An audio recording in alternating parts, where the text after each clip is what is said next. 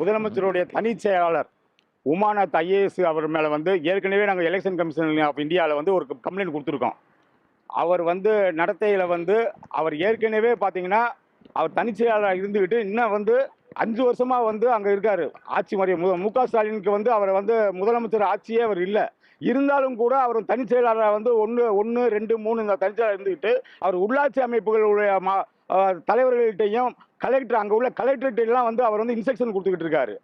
அதை பற்றி கம்ப்ளைண்ட் வந்து ஏற்கனவே கொடுத்து இதில் நம்ம எலெக்ஷன் ஆஃப் இந்தியாவிலையும் நம்ம தமிழ்நாடு எலக்ட்ரல் ஆஃபீஸ்லையும் கொடுத்து பார்த்தோம். அவங்க எந்த நடவடிக்கையும் எடுக்கலை. 2வது கம்ப்ளைண்ட்டாக இன்னைக்கு வந்து இந்திய நம்ம எலெக்ஷன் கமிஷனில் வந்து கொடுத்துருக்கோம்.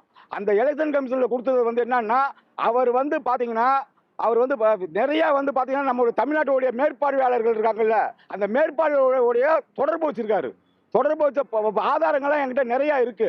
அதெல்லாம் நாங்கள் வந்து ஹைகோர்ட்டில் ரிட் மனு தாக்கல் பண்ணும்போது அதெல்லாம் சமர்ப்பிப்போம்.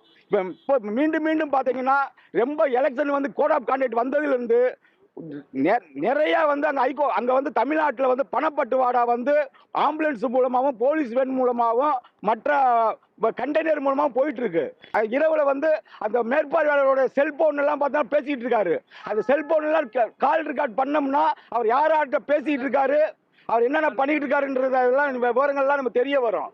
ரெண்டாவது பார்த்தீங்கன்னா அங்கே நாங்கள் வந்து தமிழ்நாட்டில் உள்ள எலக்ட்ரல் ஆஃபீஸர்ட்டையும் போய் கம்ப்ளைண்ட் கொடுத்துட்டு வந்தோம். இன்னும் நடவடிக்கை எடுக்கல. எலெக்ஷன் ஆஃபீஸர் ஏன்னு தெரியல, காதில் பஞ்சு வச்சுக்கிட்டு இருக்காங்க. அவங்க வந்து இது எதிர்கட்சி தலைவர் எடப்பாடியார் அவர்களோ இதை கேட்கல. 2வது பார்த்தீங்கன்னா அவர் சீமானும் இதை பத்தி கேட்கல. 3வது தாவேகா தலைவரும் இதை பத்தி கேட்கல. யாருமே வந்து எலெக்ஷன் வேலையில தான் பண்ணிட்டு இருக்காங்க ஒழிய இதை பத்தி இந்த பணப்பட்டுவாடா பத்தி யாருமே கம்ப்ளைண்ட் இது வரைக்கும் கொடுக்கவே இல்லை எலெக்ஷன் ஆஃபீஸ்ல. அதனால கண்டிப்பா இந்த மாதிரி தேர்தல் வந்து முறைகேடாக வந்து நடக்கிறதுக்கு நிறைய வாய்ப்புகள் இருக்கு. பணம் பட்டுவாடா பண்ணி அதனால வந்து இது மேல ஆக்ஷன் எடுக்கணும். இல்லைன்னா தேர்தல் வந்து ஒழுங்கா நடக்காது. தேர்தல் ஆணையத்துக்கு வந்து நாங்கள் நிறைய புகார் கொடுத்துக்கிட்டு இருக்கோம். அவங்க வந்து கதவு திறக்கிற மாதிரி தெரியல.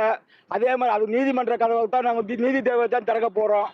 அதனால வந்து அடுத்து வந்து நீங்கள் எல்லா எதிர்கட்சியிலையும் வந்து இது குரல் கொடுக்கணும். ஏன்னா வந்து பட்டுவாடா பண்ணி முடிச்சாச்சுன்னா நேர்மையான தேர்தல் நடக்காது. இந்த தேர்தல் நடந்தால் கூட இது செல்லாது என்று நாங்கள் வந்து ஹைகோர்ட்லேயும் சுப்ரீம் கோர்ட்லேயும் வழக்கு தாக்கல் பண்ணுறதுக்கு ரெடியாக இருக்கோம்.